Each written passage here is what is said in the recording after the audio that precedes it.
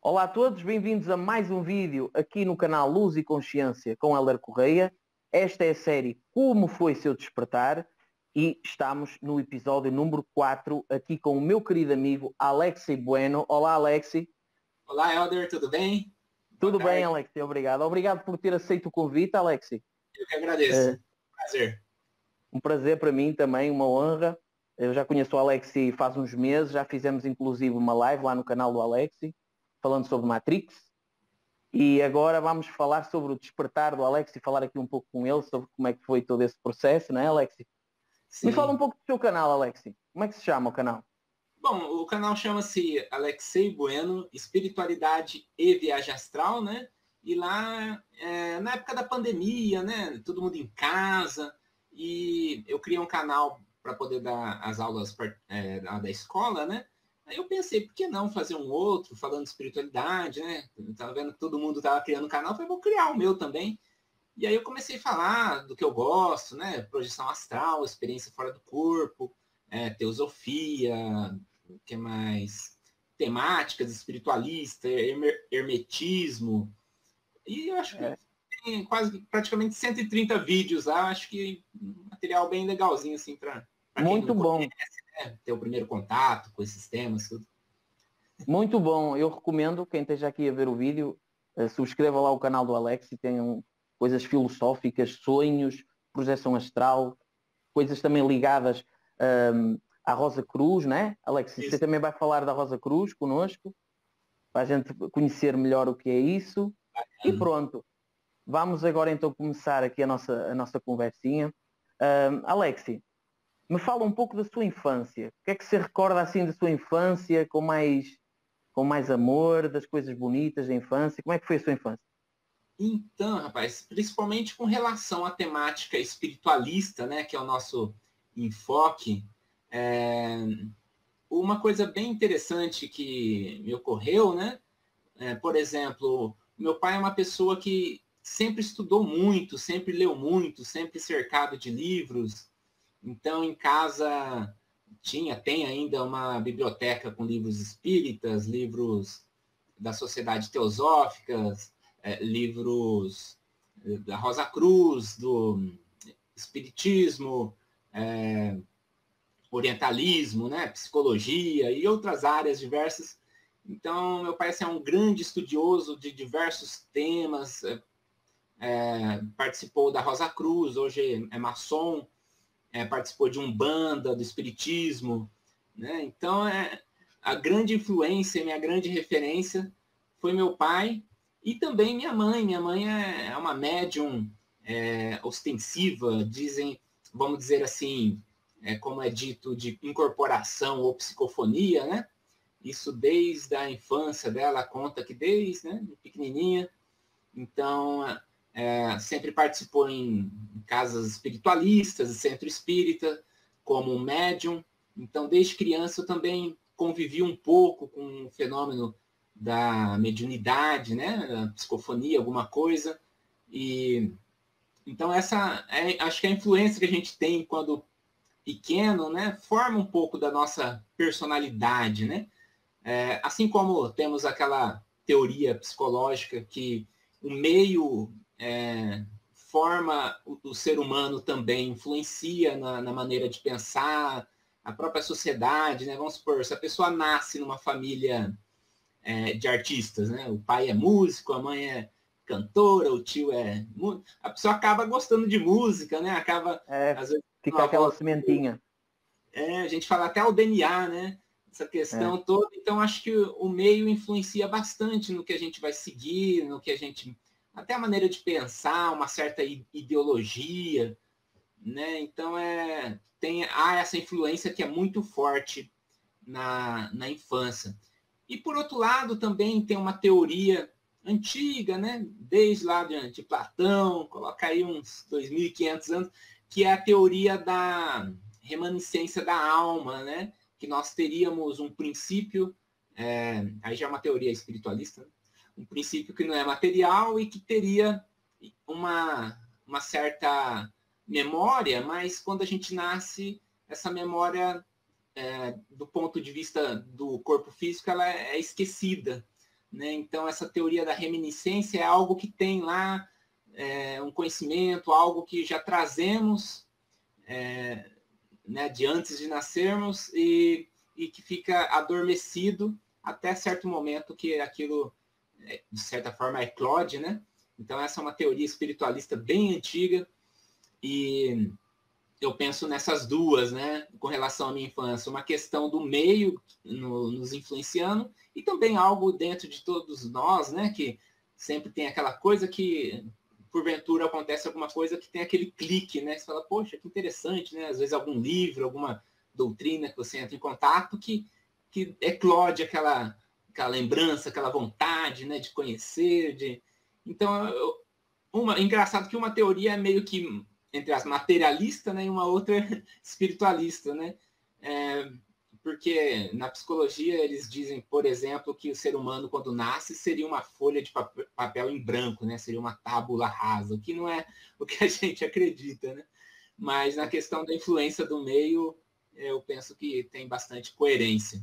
Então, a minha infância basicamente foi nesses dois sentidos, na questão né, da influência dos meus pais e também, em determinado momento, aquele clique que dá, né, que a gente acaba, de certa forma, lembrando, entre aspas, tendo aquela, vamos dizer assim, uma intuição, algo nesse sentido, Sim, sim. de algum caminho, de algum estudo, alguma realidade, né? Isso eu acho que ocorre realmente com todo mundo em várias linhas diferentes, porque ninguém é igual a ninguém, né? Cada um tem as suas vivências aí para trás, de outras encarnações, de outras...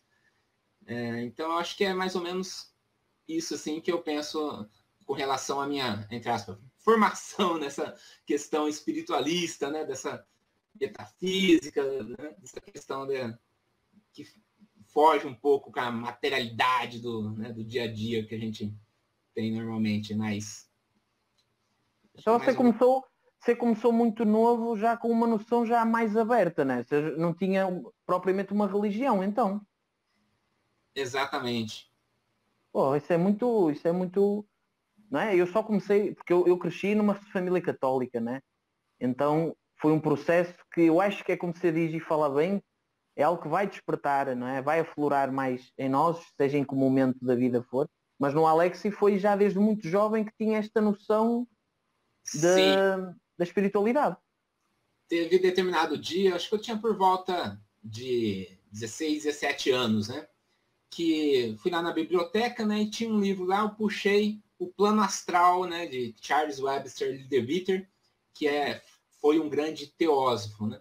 Então, quando eu li aquele livro, o Plano Astral, falando sobre outra dimensão que a gente iria ao dormir ou após a morte, comentando sobre projeção astral, sobre os seres que vivem lá, do ponto de vista, né, da clarividência, do pessoal da Sociedade Teosófica, aquilo realmente me fisgou, vamos dizer assim, né?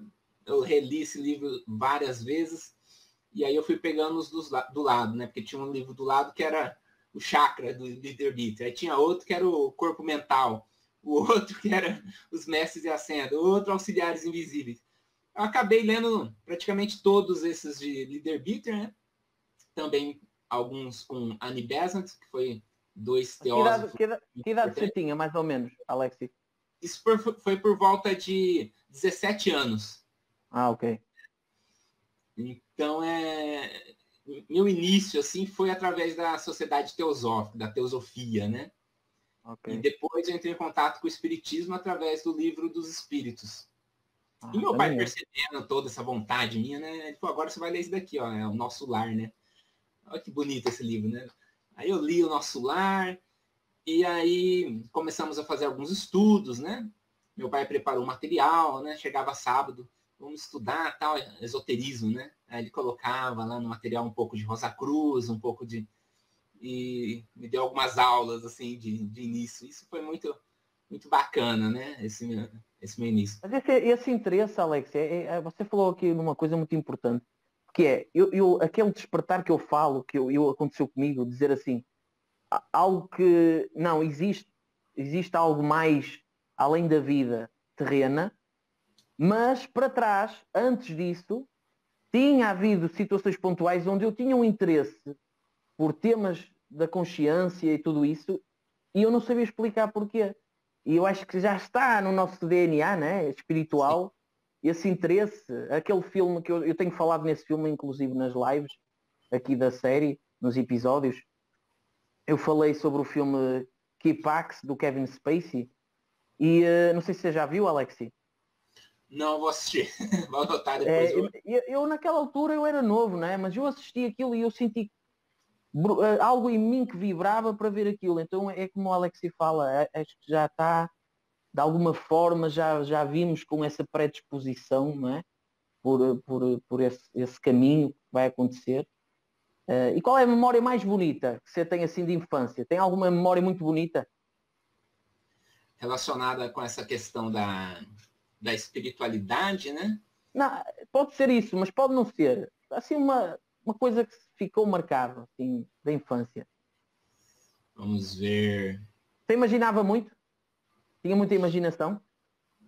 Sim, no meu caso, rapaz, basicamente relacionado com temas assim de ficção científica, né? Você Com, vamos gosta, dizer né? assim, demais, astronomia, outros planetas, essa questão né? Eu acho que essa questão você pode pegar a pessoa por duas maneiras na ciência, né? Ou por meio dos dinossauros, ou por meio da astronomia, né? Pega uma criança, né? Se você começar a falar de dinossauro e tal, você vai atrair também astronomia, vamos ver ali e tal, Então, já fui atrás de telescópio e montar em casa, observar. Então, me atraiu muito essa questão da ficção científica, porque é o que chega mais próximo, assim, né? Da gente imaginar outros planetas, possibilidade de outras vidas, quem sabe, fora da Sim. Terra. Então, é uma coisa que é uma Já memória vem, que né? eu tive da infância, essa Ah. questão. E aí, Alex, surgiu então as primeiras, derivado, agora eu fiquei sabendo dos seus pais, né? Sua mãe com mediunidade aflorada, ostensiva. Surgiu então, você tinha assim alguma sensibilidade, assim, energética, alguma coisa? Um pouco antes, por volta de 6 anos, né? Até 10 anos, por volta dessa primeira infância, vamos dizer assim, acho que esse é o termo, né? Tinha assim uma sensibilidade mais aflorada, porque principalmente até os 7 anos, eu acho que todo ser humano tem uma sensibilidade mais aflorada, né? Por volta dessa idade, né? Por questão até mesmo hormonal, questão energética de formação, né? Do corpo, os chakras estão ali meio que mais soltas, energias mais soltas, e é uma coisa que pode ser tanto positiva como negativa, né? No meu caso foi no sentido negativo, né? Por exemplo, chegava na hora de dormir, né? Quem disse, né? Então era aquela sensação energética de ataque, né? Vamos dizer assim, às vezes até via alguma coisa e sentia o EV e sensação de opressão, né? E meu pai sempre muito perceptivo, né? Uma lembrança que eu tenho, eu deitado, ele dando passe e tal, deitava ali do lado, não tinha cama, colocava uma toalha e deitava do lado, então me ajudou nessa fase um pouco difícil, né? Aquela questão do escuro e tal, nossa, não é fácil, não foi fácil esse Pois, período. imagino, né? Imagino, né? Então, nas suas experiências espirituais, qual foi a que começou por ser algo forte? Não sei se começou a ter lucidez no desdobramento. Como é que se Sim. processou essa fase? Bom, então, lá por volta dos 17 até os 18, 19, né, eu comecei a ler bastante todo teosofia, espiritismo, espiritualismo em geral, hermetismo, né? E conheci, assim, a projeção astral por meio do que o Liederbitter comentou, né? Mas não tinha lido ainda sobre projeção astral especificamente, né? Morria de medo, falava disso, né? Nunca busquei isso e se dependesse de mim, nunca iria buscar vivenciar, só estudar, né? Gostava só da parte intelectual, nada prático. Só Pois, questão, para mim estaria ótimo. Até que, a partir dos 19 anos, eu comecei a vivenciar, contra a minha vontade, as experiências fora do corpo, né? Então, através do estado vibracional, sentir o corpo vibrando, tudo isso no momento de dormir, né? Então, assim, chegava na hora de dormir, era aquela briga, né? Catalepsia. Então, no começo deu um susto, assim, porque, né? Antes disso era tão tranquilo, minhas noites de sono, né? A partir dos 19 anos, parece que virou uma chavinha lá, projetar, né? Aí, meio que de maneira bem ostensiva, né? Quase que dia sim, dia não, comecei a ter as saídas do corpo involuntárias, né? Porque se dependesse de mim, não ia sair, né? Ia ficar no corpo. Então, foi assim, bem ostensivo. E a partir daí eu comecei a buscar literatura de projeção astral, fui até fazer curso com Wagner, né? Busquei lá o IPC do Valdo também, o Saulo. Busquei o que tinha naquela época, era muito difícil, não tinha praticamente internet, era tudo muito, aqui no interior de São Paulo, era tudo muito precário nessa, né, pela própria época também, né? Então, meu início foi, assim, involuntário, né?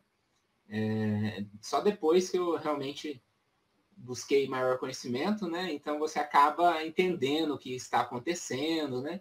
Aí eu queria ter projeção depois de um tempo, aí foi o inverso, né? Aí foi mais difícil, aí não tinha aquela facilidade do início, né? Foi tipo assim, ó, olha só, né? O que pode existir, vamos dizer assim, o que existe de prático, né? E deu aquele pacote para mim de experiência.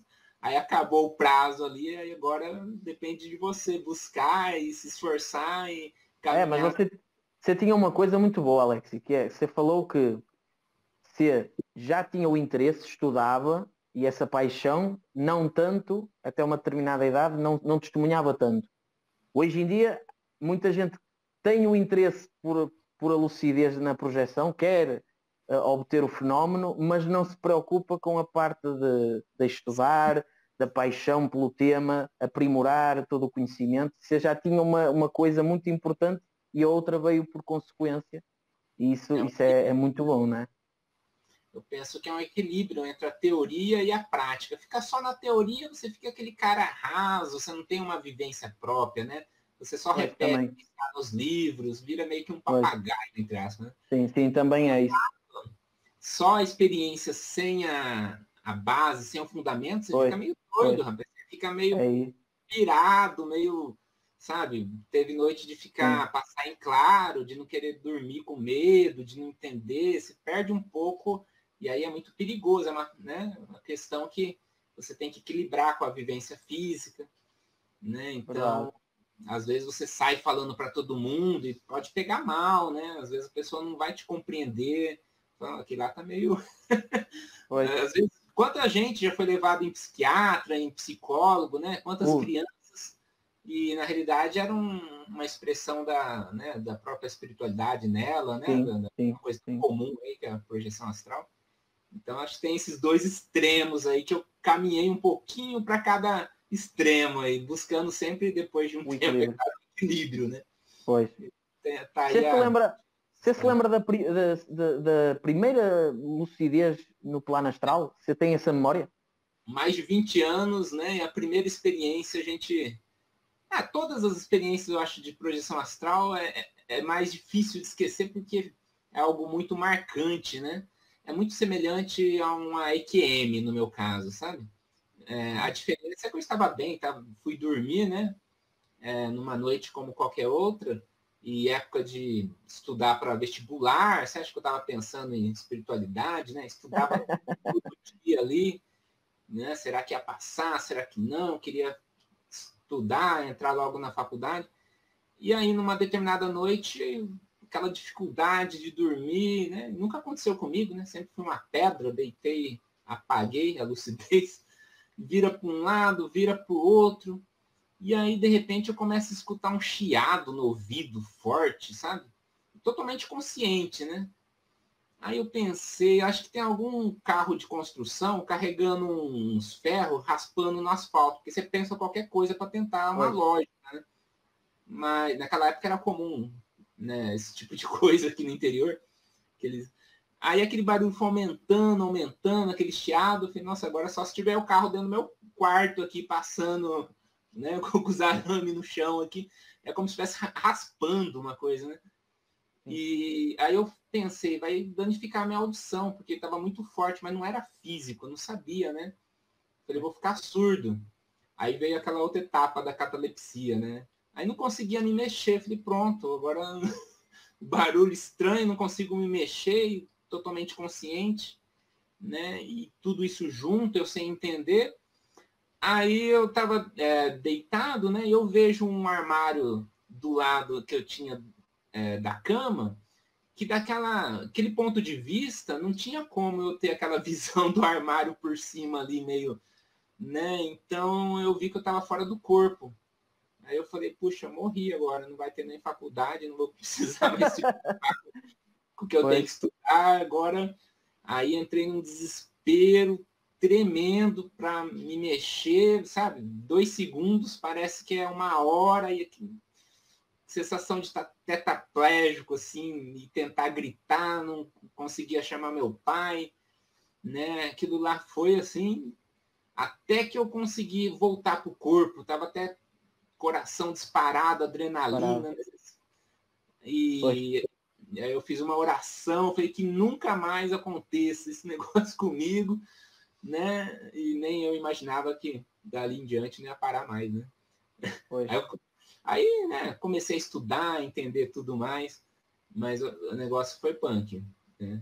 Mas você já tinha conhecimento, né? Uma pessoa que não tenha o mínimo conhecimento, se calhar nunca, não é? Nunca mais ia sequer ouvir falar no tema. Mas sabe que uma coisa é ter aquele conhecimento lido, decorado, né?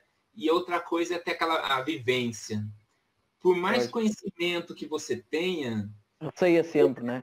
Você pega um livro de natação, lê tudo sobre nadar, todas as modalidades, respiração, e bate aqui, bate ali. Aí pega uma pessoa de taco numa piscina, você não sabe nadar, tchum! Você não vai nem lembrar das técnicas, do que você, na hora da piscina, você está afogando, você dá aquele desespero. Eu vejo mais ou menos assim, tacou eu para a piscina, tendo lido sobre natação. Então é um baque, não tem... Tem como. Quando vivencia, qualquer um de nós, a primeira vez que vivencia estes fenómenos, é normal que existe sempre o fator do medo e do receio, porque é o desconhecido, né? Sim. E acredito que acontece a todos nós. Mas foi bem forte, né? Foi bem forte, Alex. Sim, algo que depois eu vi o relato do Wagner, eu falei, então não tô sozinho, poxa, Wagner Borges também passou um aperto fora do corpo, lá com medo, tudo. Aí eu falei, poxa, então eu tô bem naquela altura não havia muita gente a falar sobre o tema, né? Ninguém, não tinha muita internet, não se ouvia muito, né? O Wagner Borges foi quem iniciou aqui no Brasil, sabe? E começou a aparecer em alguns programas de televisão relacionado a isso. Aí fui atrás, né? Mas não tinha. Engraçado, não Alex, desculpa interromper, é que no meu processo de despertar, a pessoa que também me fez espera aí, isto aqui, o que ele falou é algo que eu nunca ouvi. Foi precisamente o Wagner Borges no programa do Jô em 94, eu acho. Foi, eu gravei esse programa. Que ele fala para quem está lá, para a plateia, que a consciência não morre não, para ficar tudo tranquilo. Foi muito legal aquele programa. E eu fiquei, não é? Eu crescendo como católico, né? Eu nunca tinha ouvido falar em Allan Kardec, espiritismo, nada. Nunca tinha ouvido falar. Mas foi através do Wagner Borges, eu sendo português, até eu aqui, e passar estes anos todos, me influenciou uma entrevista dos anos 90, né? É incrível isso.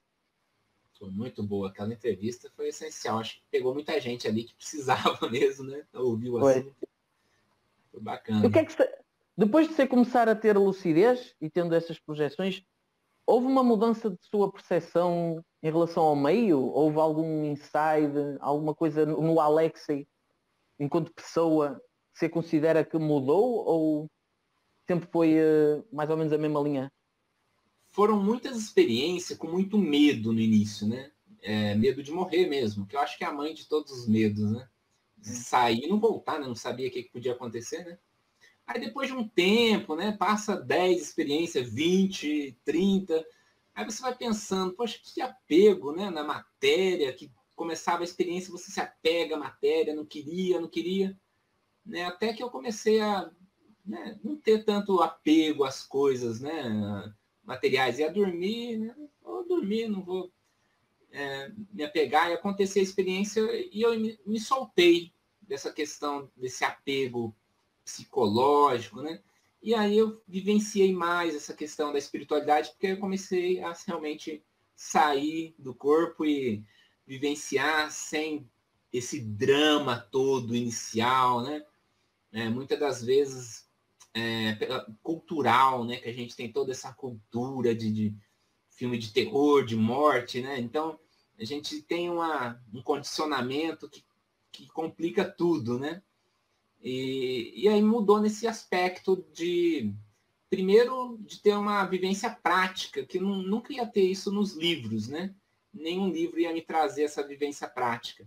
E até as experiências que eu tive, não li em nenhum livro, porque cada um tem a sua própria, né, própria experiência que acaba batendo algumas coisas, né? Como eu disse lá, desespero que o Wagner teve também, mas as características, as experiências são únicas.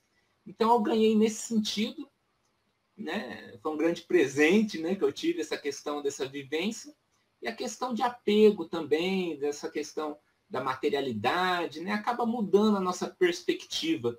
Lembra muito aquela questão do mito da caverna de Platão, né, todo mundo vivendo ali embaixo, vendo a sombra e pensando que aquilo era tudo, né, tudo está aqui que existe, né? A hora que você sai da caverna, que você vê que tem o céu, tem um monte de natureza, você fala, poxa, a coisa é muito mais ampla, né, do que nosso dia a dia ali, né? Na vida ali que eu tinha de faculdade, trabalho e as dificuldades que todo mundo passa nesse período, né? Ter que ganhar dinheiro, arrumar um serviço, tomar um rumo e, né, encontrar uma pessoa, morar juntos, todas essas preocupações de adulto, né? Foi nessa transição, né, para realmente a vida adulta e sair de casa. Então, todas essas questões, e junto com a espiritualidade você acaba tendo uma visão um pouco mais ampla, né? Quer queira, quer não queira, você acaba tendo uma perspectiva um pouco diferente da vida. Eu acho que isso, todo mundo que passa por essa experiência, né? Uma EQM, uma experiência fora do corpo, tem um plus a mais do que apenas aquele que tenha isso por leitura, por doutrina, tal. É um complemento bem legal. É uma mudança de paradigmas, não só a nível do estudo, mas também vivenciado, e tudo isso faz a gente mudar, né? Alexi, uma coisa. Você depois entrou na Rosa Cruz, como é que foi esse processo com a Rosa Cruz? Então, eu sempre gostei das sociedades esotéricas, herméticas, né? Primeiro começando pela Sociedade Teosófica, até associei também por um tempo, e tenho bastante livros aqui também. E meu pai foi Rosa Cruz há muitos anos, né? E meu amigo Guilherme Folk, né? Também, Sim. eu sempre conversando com o Guilherme e tal, a gente participou de uma outra ordem chamada Gnosis também, né? A gente sempre trocava figurinhas, né? Aí, um certo dia, eu falei, nossa, eu tô com vontade de entrar na Rosa Cruz, Guilherme, porque lá é diferente da Sociedade Teosófica, onde você compra os livros, é tudo aberto, né? Na Rosa Cruz, não, o ensinamento é fechado, você tem que ser um sócio, entre aspas, né? Tem que ser aceito, e aí você recebe as monografias, os materiais.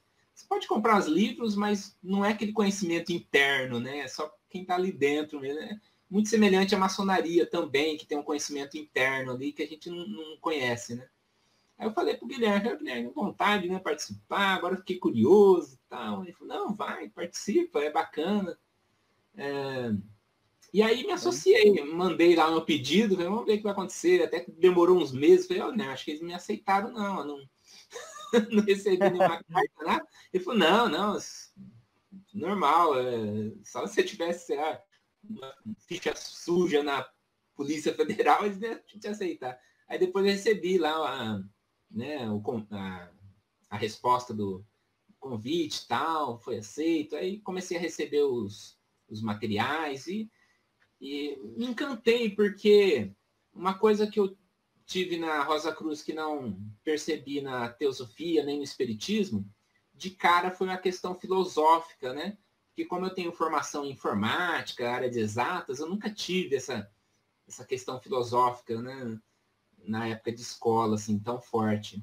Isso me encantou de um tanto, assim, eu tive uma perspectiva diferente, né? Até mesmo da vida, você começa a refletir, né? Dos filósofos e uma maneira de pensar, de criticar as coisas, e também que tem os graus, né? Então você vai evoluindo e tendo conhecimentos diferentes, depois um conhecimento sobre a espiritualidade do ponto de vista deles, né? Que remota lá ao Antigo Egito e tal, depois a parte de cura e, sabe, toda essa questão. Então você tem várias perspectivas culturais, místicas, esotéricas e espiritualistas diferentes, que eu acho que veio a somar bastante.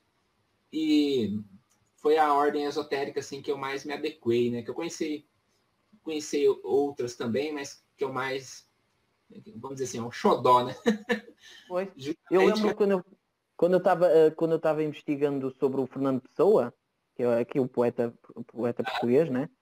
E houve lá qualquer coisa a ver com Rosa Cruz também, com Fernando Pessoa. Eu não lembro bem o que é que foi, mas eu até lembrei de você, Alex.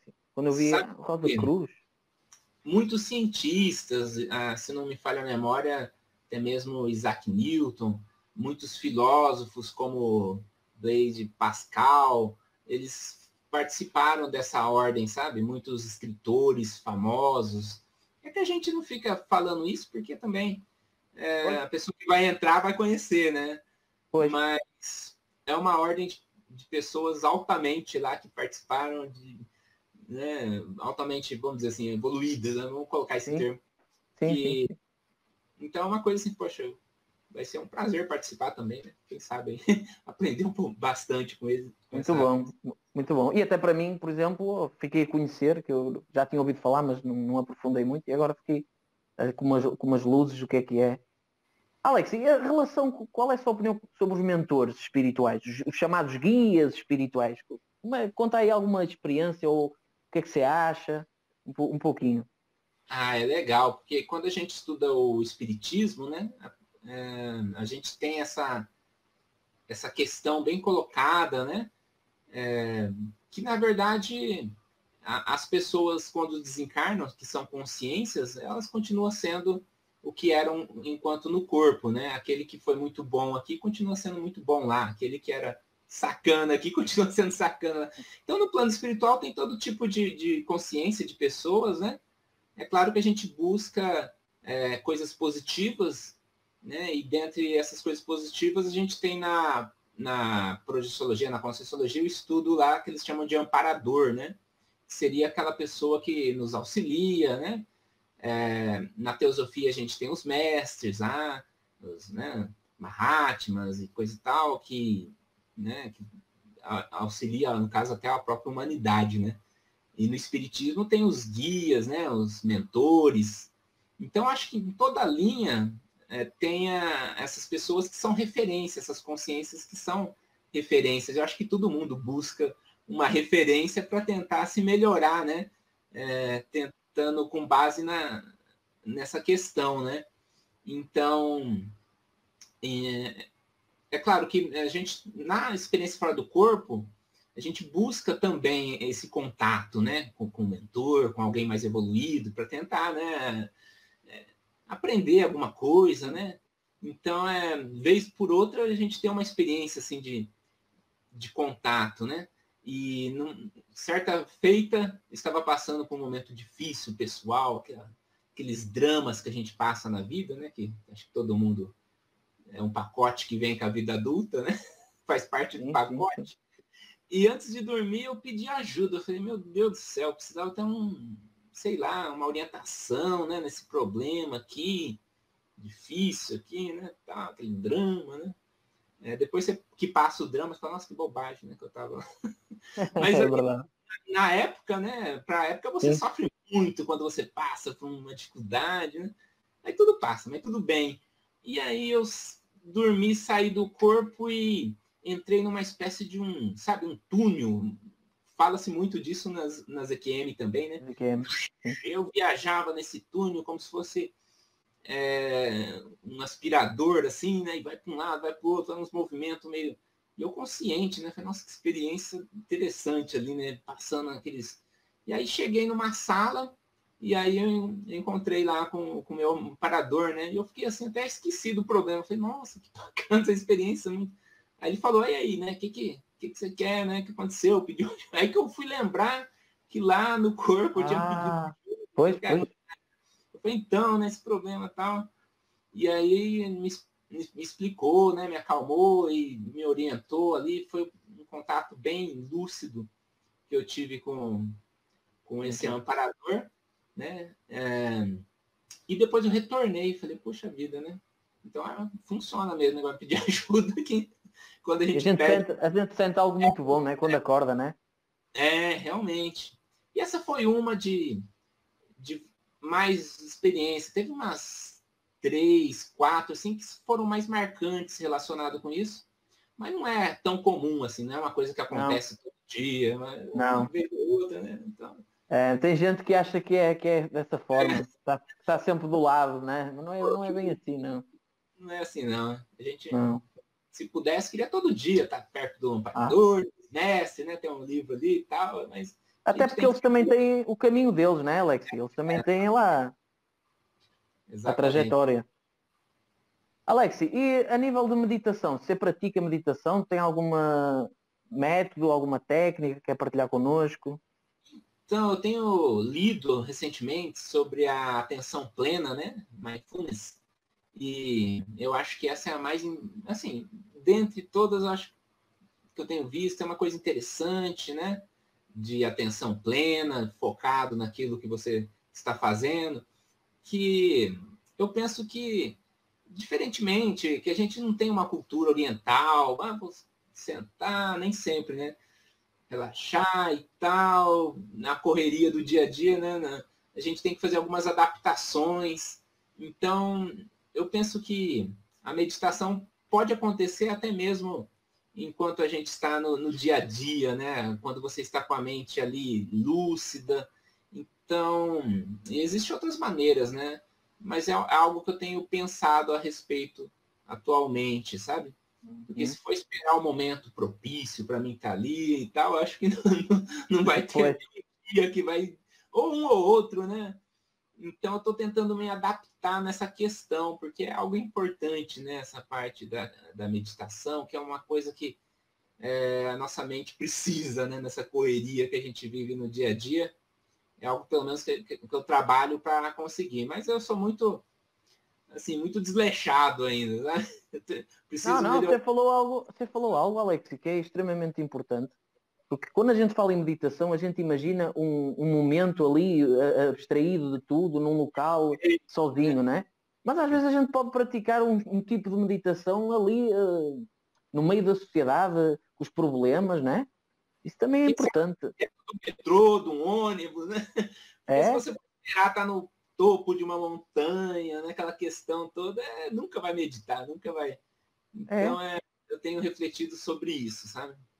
Só o facto da auto-observação, né? Você está a lidar numa situação, mas está a auto-observar. Se há ali uma conexão já diferente, acredito que também já é um tipo de meditação. E mantras? Você gosta de mantras, Alexi? Ou não gosta? Ou não ouve? Mantras assim, na questão da cultura oriental, né? Que então na teosofia nós estudamos sobre isso e tem todo um fundo bem interessante. Na Gnosis também eu acabei tendo contato com mantras e na Rosa Cruz também, só que vai ter um grau específico que eu vou aprender que eu ainda não cheguei lá, né? Okay. Mas eu sempre fui curioso, até que certo momento eu fiz uma experiência fora do corpo, eu tive uma experiência com mantra, sabe? Porque... E nunca foi tão forte, assim, uma experiência tão interessante. O mantra Om, uma coisa simples, né? O mantra Om, simples assim, né? Que acho que todo mundo conhece, popular, uma coisa popular, né? E fora do corpo eu fiz esse mantra, sabe? E não acabava o fôlego, não tinha fôlego, né? O negócio ia não acabava, produzia aquela vibração e não tinha pulmão, assim, que acabava para respirar, sabe? E nisso eu fui girando no teto do quarto, aquela sensação gostosa ali, energética e tal. Eu falei, poxa, que bacana, nunca imaginava que essa questão de mantra realmente funcionava desse tanto, né? E eu percebi realmente a força que tem essa questão da vibração, da palavra, né? Sim. Mas não é algo que eu pratique todo dia, Sim. né? Ok. Mas é interessante, a gente estuda isso bastante no esoterismo, no ocultismo, né? E a nível musical, Alexi, o que é que você gosta de ouvir? O estilo de música que você gosta? Olha, bem variado, viu? Vai de pop Eclético. rock, é eclético, menos funk, né? Tirando sertanejo. Baixa muita sintonia. Mas vai muito do clima. Vez ou outra eu coloco bar, sabe? Música clássica, às vezes para preparar uma aula, para estudar. Eu acho muito interessante, eu fiz datilografia, né? Eu sou da época da datilografia. E aqui em Mirassol eles colocavam uma música clássica enquanto você fazia os exercícios de digitação de datilografia, né? E era tão legal, ficava aquele clima, né? Todo mundo ali concentrado. Então, acho que a música ajuda bastante nesse sentido, né? Enquanto está estudando, né? A música clássica que não tem o som da voz, né? Então, eu vejo nesse sentido, é bem bacana, né? Mas é claro que, vez ou outra, você quer uma música, um pop rock, para dar uma descontraída, né? Instrumental, eu acho muito legal, né? A parte instrumental de violão. É uma coisa que eu gostaria de aprender. Tentei, mas não dei conta. Essa coisa do instrumento que você cria a nota ali, né? Não é uma coisa eletrônica que você aperta, já sai. Né? Aquela coisa que você tem que criar na corda ali, né? Eu acho que o som do violão, acho bem legal essa vibração do som. Né? É interessante. Entretanto, perdeu-se muita coisa a nível musical, não é, Alexia? Hoje em dia, a música composta, recorre muito à parte tecnológica, tudo computador, tudo, e já não tem aquela parte. Eu adoro as músicas dos anos 70, 80, 90, parece que tem ali algo especial, não é? As melhores épocas, né? É. Depois disso foi ficando até a questão de letra, foi Estragando, é. assim como muita coisa, né? Sim. E agora vamos tocar num assunto que eu sei que nós os dois somos muito fãs, adoramos filmes, né? E pegando nesta parte, né? Aqui falámos sobre o despertar espiritual, espiritualidade, e não só no âmbito, por exemplo, eu gosto muito do filme que fizeram sobre a história do André Luiz, que eu agora não estou lembrando do nome do filme. Nosso Lar? Nosso Lar. Gosto muito desse filme. Mas tem outros filmes em outras áreas, por exemplo, ficção científica, tivemos lá o Matrix, né? Matrix. Fala um pouco do conceito daquilo que é realidade virtual, consciência. Quais foram os filmes, Alexi, que, falando da consciência, desses saltos quânticos, não é? Essa interiorização, filmes que lhe marcaram, assim, que você gostou mesmo muito? Bom, Matrix 1, né? Não tem como. Não tem como mesmo. Assistindo cinema, tava ali com, acho que 19 anos, nessa época, né? Poxa vida, olha só, né? Que interessante, né? Toda aquela questão do mito da caverna também.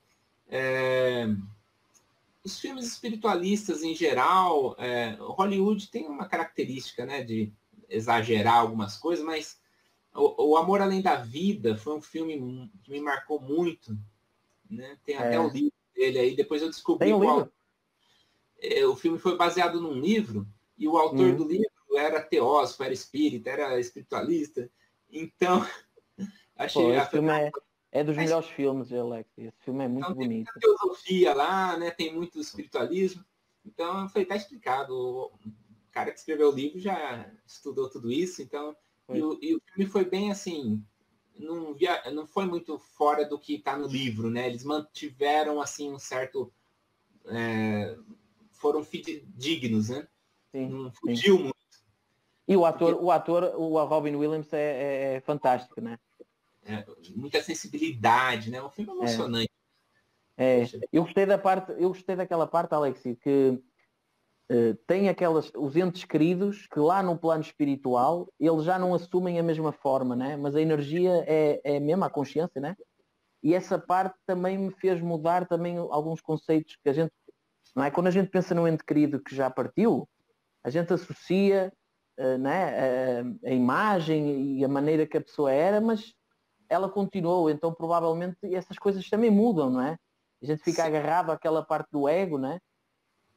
Sim, esse é um filme que não teve outro igual, viu? O Luiz É. Roberto Matos comenta também que foi assim, top mesmo. E até o pessoal do Wagner Borges, né, o IPC, estudaram o filme, tem feito estudos e artigos. É preciso assistir várias vezes para compreender esses detalhes, como você disse. A primeira vez me passou meio abatido, que eu não entendi que trocou. Mas depois eu fui entender. Né? Ah, sim. É um tipo de filme que realmente faz a gente pensar, né? Tem toda uma questão bem Sim. rara, assim, que eu não encontrei outro. Então é Matrix, Amor Além da Vida, eu acho que são os dois que mais assim, relacionados com essa questão, né? Da espiritualidade, da expansão, da consciência e tal. Aí depois vem outros, né?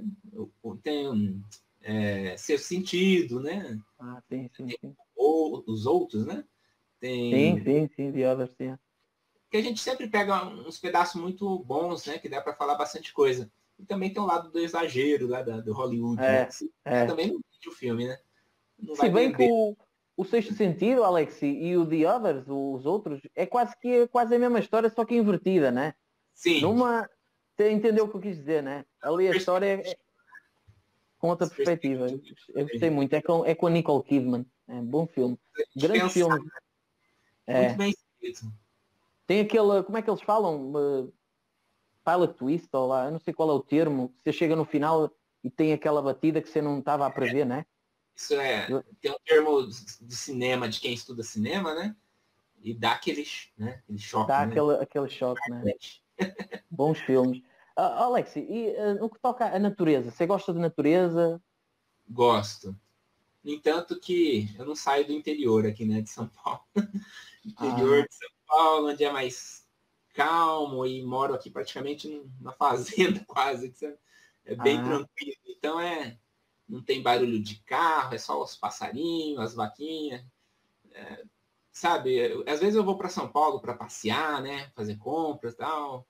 Fica no hotel, você percebe aquele trânsito, aquela buzineira, nossa, não dou conta, ia ficar louco. Não adapta, né? Quando você nasce num lugar, né? Acho que para sim. adaptar isso é meio que difícil. Eu tenho uma fase de sofrimento até se adaptar num lugar mais agitado, né? E por outro lado, tem também a questão de estar muito parado, né? Quando eu era adolescente, não tinha para onde ir, não tinha o que fazer, aquela questão.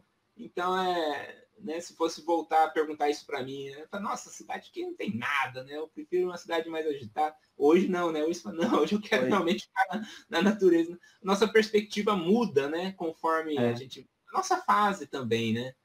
sim. Então, acho que eu busco sempre essa questão da natureza, né? Diferente de outros colegas que eu converso, não, eu queria estar em São Paulo, tá? Uma vida tem mais oportunidade, né? Mais tecnologia nessa minha área, né? E Mas realmente, fica né? muito distante da zona da costa, do mar? Fica distante onde você está? Fica, Pois. fica. Primeiro eu teria que chegar em São Paulo para depois em Santos, vamos supor, né? Que é um lugar que eu acho bem legal. Ah, muito bem, muito bem.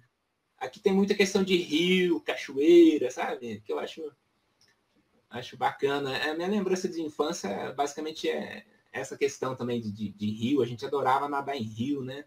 Não tinha essa questão de hoje de piscina, né? Hoje tem aqui no condomínio piscina. Né? Até brinquei, né? Esses dias.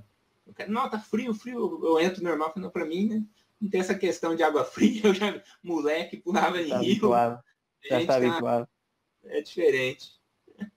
Tudo bem, Alex. Muito bom. Alexi, vamos falar aqui só um pouquinho sobre a sua ideia. Você acha que estamos a atravessar uma transição planetária a nível energético por todo o planeta? Qual é a sua ideia sobre isso? E um Então, geral, né? Um geral. eu acho que nós, como humanidades, né, estamos sempre mudando, né? Acho que tudo sempre está em constante mudança, às vezes não tão positiva, né? Se a gente for pensar lá na época do Egito, teve um auge, né? Depois caiu, aí na Grécia teve um auge, depois caiu, né? Agora na nossa sociedade, né? Quem, vamos dizer, né? Será que vai ter alguma queda ou não, né? É preocupante preocupante, né? Essa questão de guerras e tal. Às vezes eu fico pensando, né? O problema aí, né? Chegar numa guerra atômica, né? Aí pode ter certeza que vai ter uma queda, né? Infelizmente. Pois. Então, infelizmente, a mudança é uma constante, né? Agora, falar de uma data, assim, sabe? A transição daqui para lá e tal, eu acho meio difícil, sabe? Assim, imaginar essa questão de transição desse ponto de vista, assim, né? Eu acho que sempre estamos em mudança, né? Agora, né, tem gente que fala, não, agora de tal ano para lá é aquário, é não sei o quê, vai ser diferente, vai mudar. Aí passa ano, vem ano, né? Sempre. Então eu acho complicado, assim, né? Eu tomo muito cuidado nessa questão, tenho muito critério, criterioso, né, nessas questões que a gente vê, porque é fácil, né? A gente escorregar um pouco do esotérico, dar uma viajada ali, uma viajada. Então eu fico muito assim, meio que pé no chão, sabe? Mas é claro que tudo está sempre em mudança, né? A gente sempre espera que seja uma mudança positiva, né? A gente torce para que sempre seja positiva, né? E tivemos muitas mudanças positivas, né? Recentemente, com relação à parte tecnológica, né? A própria pandemia trouxe isso, né? Você acha, Alex, você acha que vamos algum dia na Terra viver um mundo onde a espiritualidade está aceite como uma realidade e que vai mudar toda... Por exemplo, imaginemos no trabalho nós termos uma noção de energias, por exemplo, alguém que tem uma energia densa, sei lá, eu estou a falar a nível futurístico, que às vezes eu penso nisso, né? Será que alguma vez a espiritualidade vai ser algo como obtido como uma prova e tudo vai mudar? Você acha que isso era possível aqui na Terra? Olha, talvez sim. Eu penso que hoje isso não seria algo positivo, porque eu fico me perguntando, né? Se todo mundo realizasse projeção astral 100% lúcida, será que não faríamos do lado de lá as mesmas doideiras, as mesmas coisas erradas que a gente já faz aqui? Tem tanta coisa errada que a gente liga na televisão, né? Escuta no jornal. Será que não seria uma duplicata? Não faríamos pior ainda de maneira consciente do lado de lá, né? Então, eu acho que nada é por acaso, né? Essa questão da gente não ter tanta percepção, né? Na maioria das pessoas hoje, né? Mas eu vejo que hoje já há uma abertura maior do que gerações atrás, né? Por exemplo, a questão da projeção era muito fechada, não tinha muita informação, era poucas pessoas, né? E a gente foi vendo que ao passar do tempo, né? Lá da minha época de início, 20 anos atrás, hoje já está tudo muito aberto, mais acessível, muitas pessoas falando, né? Então acho que tudo está caminhando para uma abertura nessas questões, né? Mas a passos bem devagarinho, né? Devagarinho. Eu acho que a natureza não dá salto, né? Eu acho que se fosse uma mudança tudo muito rápido, não sei, acho que as pessoas não iam suportar, porque a vida física já é muito difícil, né? Ter que lidar com uma questão extrafísica, né, de outras realidades, se a pessoa não consegue nem lidar com a realidade dela aqui, eu acho que isso ia causar um caos, né, mundial, né? Então, primeiro, acho que a gente tem que lidar com essas realidades que a gente tem mais percepção para depois ir vagarosamente, né, lidando com outras questões. Acho que por isso que estamos numa etapa assim meio que materialista, né, ainda tentando compreender algumas questões, né, física quântica, tal. Quem sabe não seja aí um caminho, né, para outras descobertas e, né, conforme acho que for avançando esse campo aí da mecânica quântica, talvez aí seja uma possibilidade, né, de comprovar outras realidades e a gente ir acessando essas questões. Eu penso que vai ser mais ou menos por aí, né, o caminho, né? Questão da física quântica, quem sabe, né? Porque esse planeta a gente fala que é um planeta de provas e expiações e é normal, sendo assim, que aquilo que se vê na sua maioria é inconsciência, não é? E passar por processos de dor e tudo isso para conseguir ter uma maior interiorização e compreensão consciencial, né? E se calhar faz parte. E se um dia chegar esse chamado mundo regenerativo, né? Eu não sei se será na minha altura cá, provavelmente não, né? Mas seria algo, essa ideia romântica é algo que às vezes a gente pensa, mas a gente pode tirar o romantismo também dentro do caos, né? Faz parte, né? Quem sabe Alex, já não existem outros planetas nesse patamar por aí, né? é isso.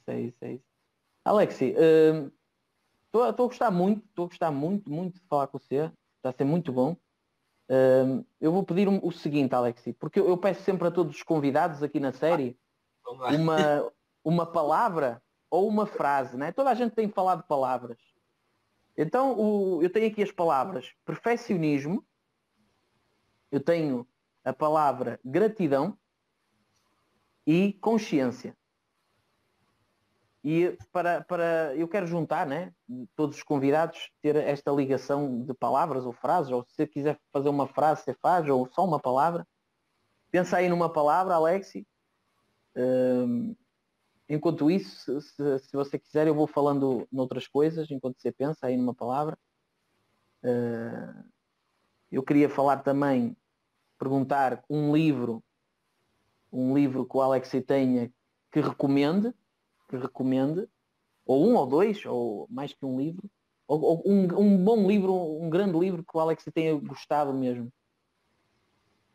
Entretanto, Sim. você vai pensando lá na palavra. Vamos ver. Dentre essas 3 palavras, consciência... Não, pode ser uma palavra que você gosta, pode ter ligação, pode não ter, uma palavra que você gosta, ou uma frase, se quiser. Do ponto de vista da espiritualidade, né, a questão da consciência eu acho interessante porque a consciência não nasce e nem morre, né? O que nasce, cresce e morre é o corpo físico, porque a consciência entra num corpinho pequenininho ali, né, bebezinho, e sai em função do desencarne, né?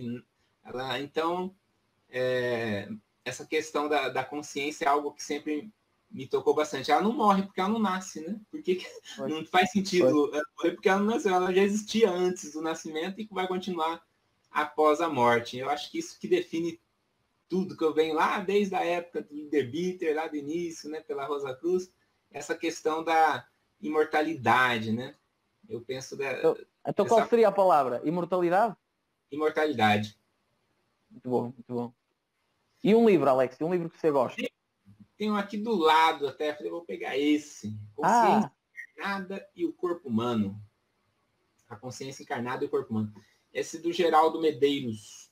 É um livro que, para quem gosta de pesquisa, de estudo, tem tudo relacionado é até meio grossinho, assim, relacionado a nós, né, como consciência, interagindo com o corpo.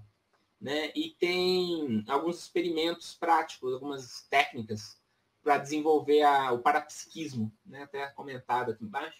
Então, se você quiser desenvolver essa sensibilidade, né? Ele tem algumas técnicas e tem todo um conhecimento sobre consciência, sobre corpo, psicologia, toda essa interação corpo-mente.